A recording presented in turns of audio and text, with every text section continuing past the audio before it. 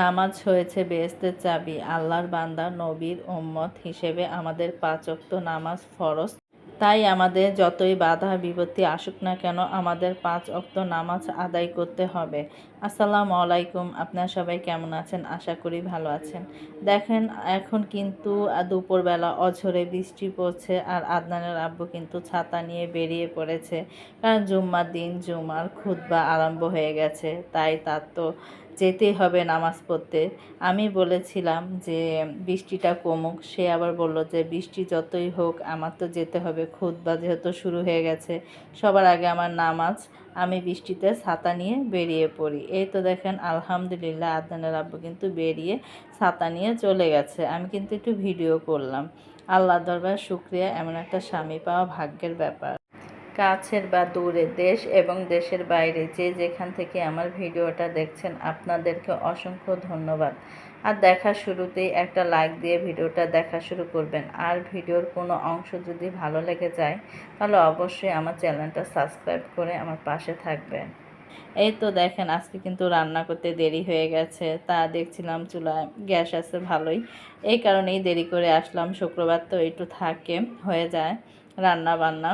আর এখানে দেখেন আমি তো আজকে কাচ্চি বিরিয়ানি রান্না করব, তাই চুলার পাড়ে এসে পড়েছি রান্না করতে। মাংসগুলো কিন্তু আমি আগেই ধুয়ে নিয়েছি, এখন মনে করেন বড় পাতিলের ভিতরে দিয়ে দিচ্ছি। আর এখানে কিন্তু আমার 2.5 থেকে 3 কেজির মতো মাংস আছে এই জায়গায়।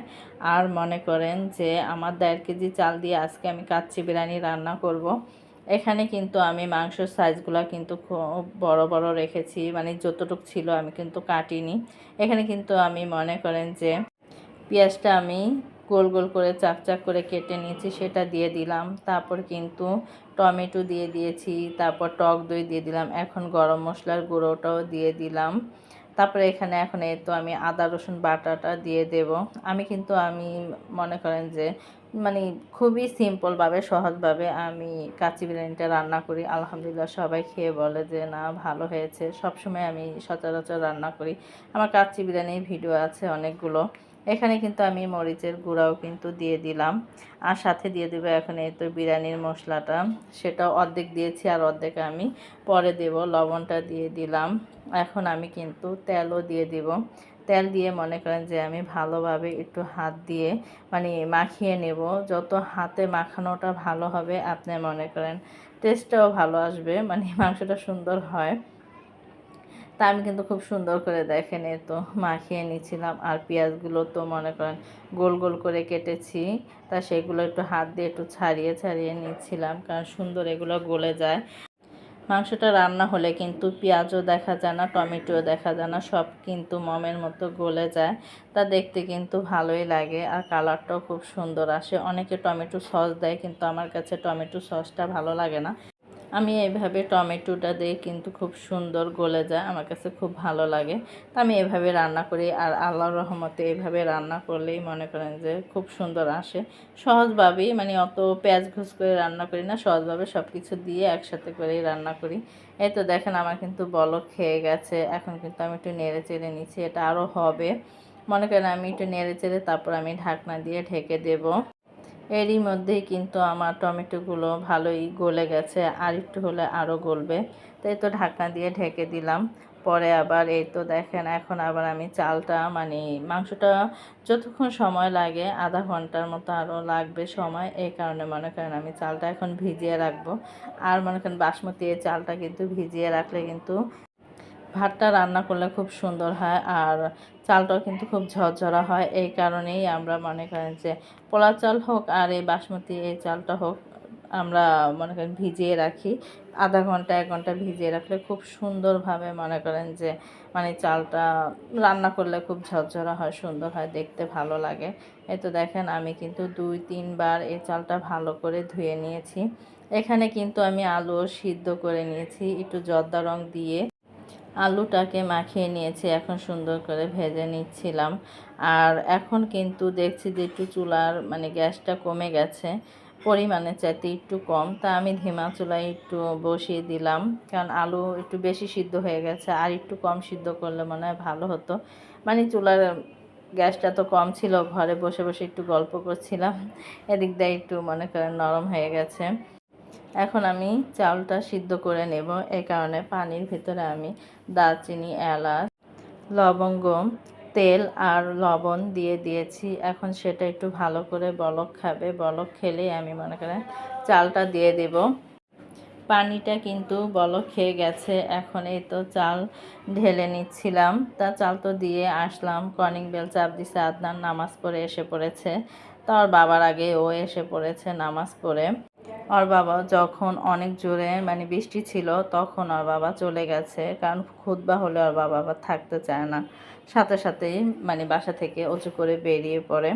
আর আদনান আবার একটু দেরি করে গিয়েছে, কারণ বৃষ্টিটা একটু কমেছে তখন গিয়েছে, তারপরে ছাতা নিয়ে গিয়েছে। তার ছেলে এসে পড়েছে, ওর বাবাও এসে পড়বে। এখনও কিন্তু রান্না হয়নি। আমি এখানে কিন্তু মনে করেন মাংস রান্না তো হয়ে গেছে। মাংসের ভিতরে কিন্তু আমি গরম মশলার গুঁড়াটা রেখেছিলাম রাঁধুনি, সেটাই দিয়ে দিয়েছি। বিরিয়ানির মশলাটা মানে অর্ধেকটা ছিল, সেটা দিয়ে দিয়েছি। এখন কিন্তু আমার চালটা কিন্তু সিদ্ধ হয়ে গেছে। এখন মনে করেন আমি অর্ধেক অংশ মানে চালটা দিয়ে দিয়েছি, মানে ভাতটা দিয়ে দিয়েছি। তারপর আমি আলু বখারা, কিশমিশ আর এই তো আলুগুলো ভেজে রেখেছিলাম, তা সেগুলো এখন দিয়ে দিচ্ছি। এটার উপরে আমি আবার মনে করেন এই তো দেখেন চালগুলো দিয়ে দিচ্ছি, মানে ভাতটা হয়ে গেছে সেটাই আমি দিয়ে দিচ্ছি। আমার সব দেওয়া হয়ে গেছে আর পাতিলটা কিন্তু মানে ভরে গেছে, ভরে টইটুম্বুর এমন অবস্থা। আর এখানে আমি ঘিও দিয়ে দিচ্ছিলাম এক এক করে, কারণ আমি যখন আমি রান্না করেছি তখন কিন্তু আমি কিছু ঘি দিয়েছিলাম, কিন্তু সেটা অফ ক্যামেরায় মনে ছিল না।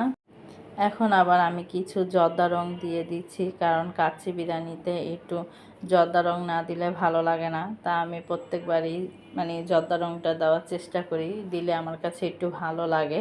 আর এই রঙগুলো মাশাআল্লাহ এত ভালো, কি বলবো, আমি আরেকবার রং এনেছিলাম, একটুও ভালো না, মানে অনেক দিলেও মানে কালার হয় না। আর এটা অল্প দিলেই মাশাআল্লাহ প্রচুর পরিমাণে কালার আসে, আর দেখতেও কিন্তু খুব সুন্দর আর লোভনীয় লাগে। এখন আমি এটা দমে রেখে দেব।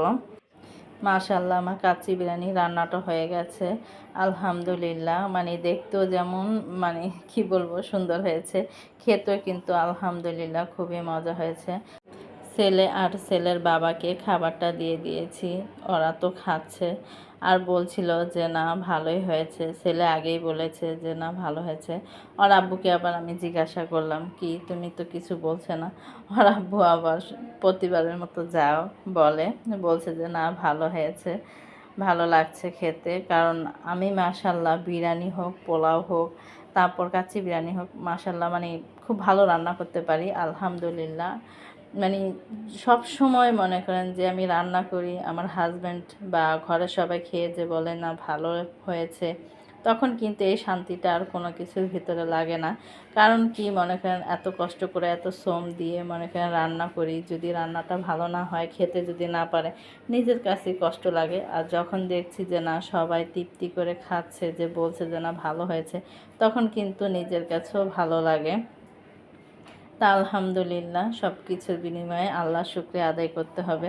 আমরা আল্লাহর বান্দা, আল্লাহকে ভুলে গেলে হবে না। সবাই নামাজ পড়বো, আমরা এই দোয়াই করি আল্লাহ আমাদের এই তৌফিক দান করুক। আর সবাই নামাজ পড়বেন। আজকের মতো রেখে দিই। সবাই ভালো থাকবেন, সুস্থ থাকবেন, আমাদের জন্য দোয়া করবেন, আমরাও আপনাদের জন্য দোয়া করি। আল্লাহ হাফেজ।